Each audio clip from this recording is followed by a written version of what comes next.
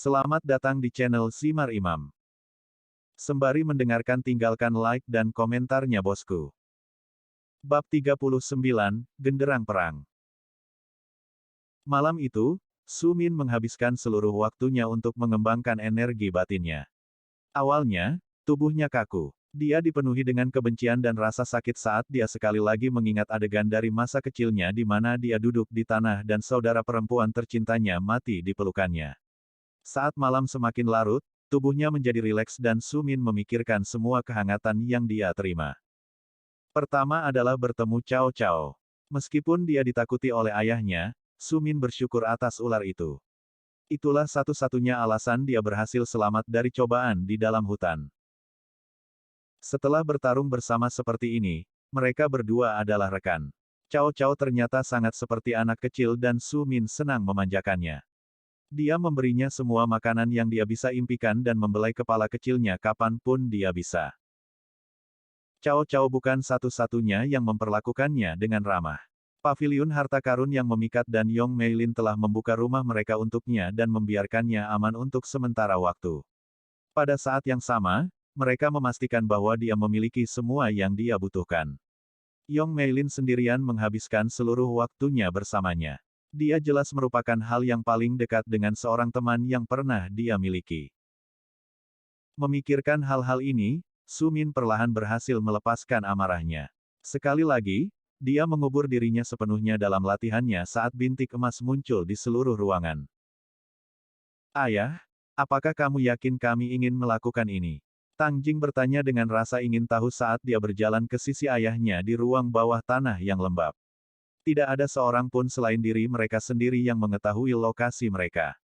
Ruang bawah tanah di bawah Tang Manor mereka hanya diketahui oleh cabang utama keluarga Tang.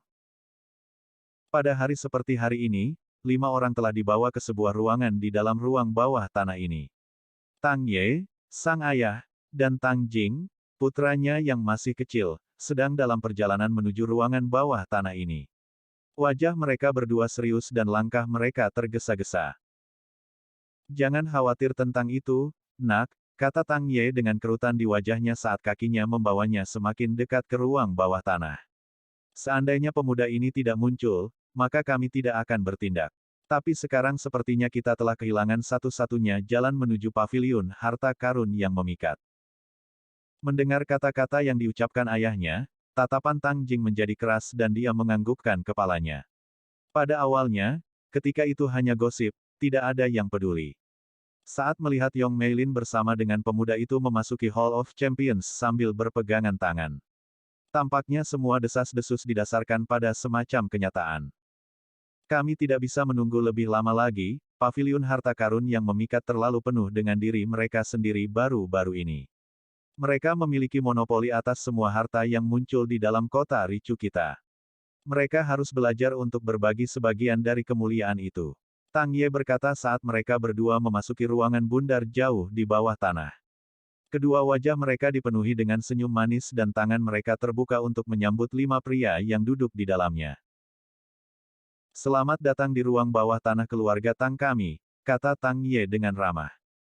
Hari ini, mari kita diskusikan bagaimana kita harus meyakinkan paviliun harta karun yang memikat untuk berbagi sebagian dari kekayaan yang telah mereka ambil dari kita semua, bangsawan kota ricu.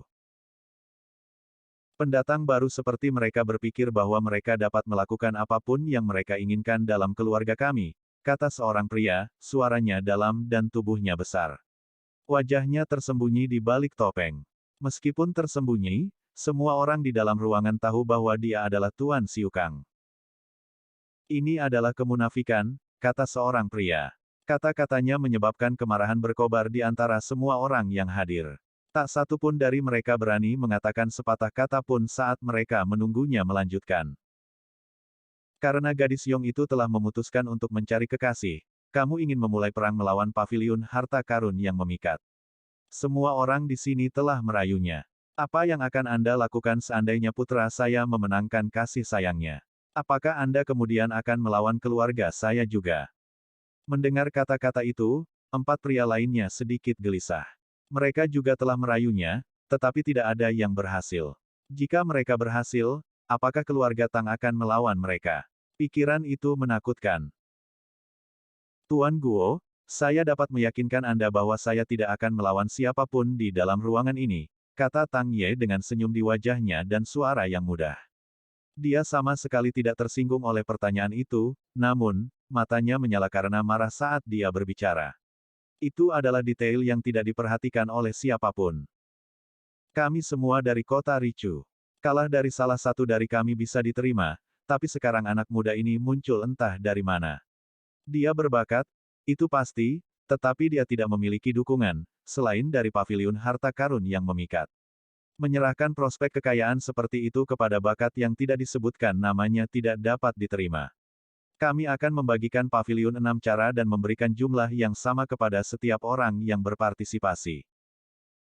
Sambil mendengus, pria bertopeng yang dipanggil Lord Guo berdiri. Aku tidak ingin menjadi bagian dari ini, tapi jangan khawatir, aku tidak akan memberitahu paviliun harta karun yang memikat tentang rencanamu. Mereka menggosok saya dengan cara yang salah juga. Tetapi untuk bertindak secara langsung, saya tidak melihat apapun yang dapat membenarkannya. Melihat sekeliling, mata pria bertopeng itu tertuju pada Tang Jing muda. Kamu di sana, katanya, sambil menunjuk ke tuan muda, pimpin aku keluar dari terowongan bawah tanah terkutuk ini dan pastikan aku tidak tersesat. Aku akan menyerahkan rencana itu pada kalian. Karena itu, pria itu mulai berjalan dan tidak memberi Tang Jing waktu untuk mempertimbangkan apa yang harus dilakukan. Dia bergegas ke pria bertopeng itu dan mencoba menunjukkan rasa hormat padanya saat dia dengan rendah hati memimpin tuannya keluar. Melihat pintu penutup, Tang Ye menghela nafas dalam-dalam. Senyum tidak pernah hilang dari wajahnya saat dia berbalik dan melihat keempat pria bertopeng yang tersisa di dalam ruangan. Maaf tentang itu, mari kita mulai membahas bagaimana kita akan berurusan dengan paviliun harta karun yang memikat. Malam itu ketika Yong Meilin akhirnya memahami perasaannya sendiri, dia tidak bisa tidur. Setengah malam dihabiskan dengan penuh kebahagiaan dan keinginan untuk melihat pemuda itu keesokan harinya. Pada saat yang sama, dia dipenuhi dengan kekhawatiran. Bagaimana jika dia tidak berbagi perasaannya? Bagaimana jika dia bertingkah aneh? Dia tahu bahwa dia cantik, tetapi apakah dia menyukainya? Setelah berbicara dengannya sesering yang dia lakukan, dia tahu bahwa Su Min lebih menghargai nilai-nilai batin daripada penampilan luar. Apakah dia cukup baik untuknya? Sisa malam dihabiskan mondar-mandir di lantai saat dia beralih antara keinginan dan kebahagiaan atau kesedihan dan kegugupan. Dia tidak bisa memahami emosinya sendiri karena dia belum pernah merasakan hal seperti ini sebelumnya. Haruskah dia memberitahu kakeknya tentang ini? Haruskah dia merahasiakannya? Haruskah dia memberitahu Su Min atau mungkin menyembunyikannya dalam percakapan?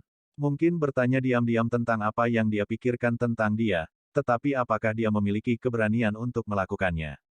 Memikirkan semua hal ini, pipinya memerah. Dia merasa seolah-olah dia terlalu panas di dalam ruangan. Saat dia membuka jendela dan melihat ke langit yang indah dan berbintang, suasana hatinya adalah yang terbaik yang pernah ada. Dia tahu bahwa, di bawah bintang-bintang ini, Su Min duduk diam dan berkultivasi. Meskipun dia tidak memikirkannya, dia tahu dia ada di dekatnya. Su Min berdiri di halaman rumahnya. Di tangannya ada pedang yang diberikan oleh Wang Li. Dia telah membawanya bersamanya untuk waktu yang lama, tetapi dia tidak pernah benar-benar menggunakannya.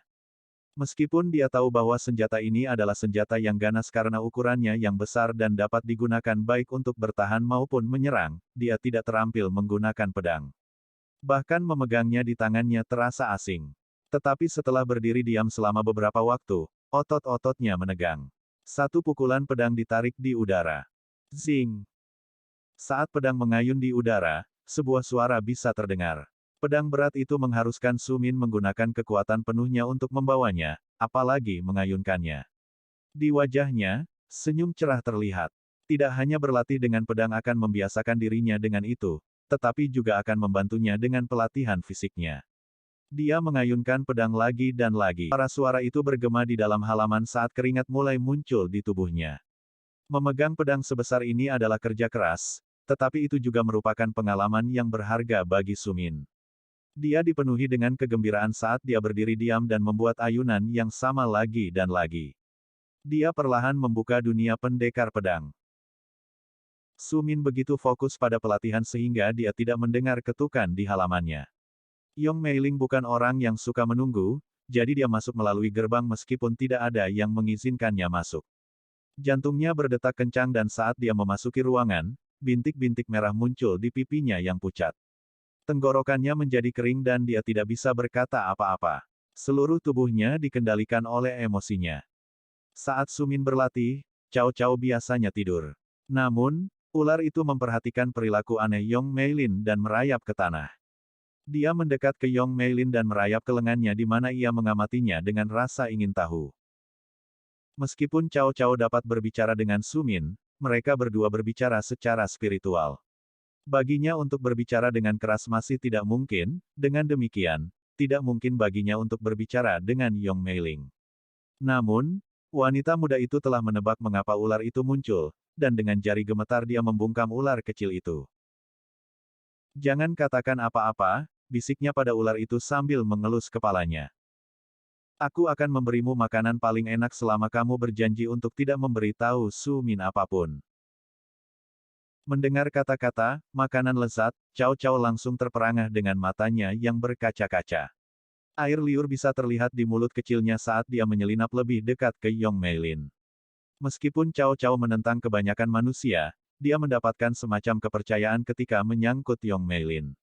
Dia semakin tergoda oleh prospek makanan lezat, jadi itu adalah tugas yang mustahil untuk tidak menerima tawaran itu. Melihat dengan satu pandangan panjang ke arah Su Min, Yong Meiling dengan cepat mengerti bahwa pemuda itu terlalu tenggelam dalam pelatihannya untuk memperhatikan apapun. Senyum kecut muncul di wajahnya.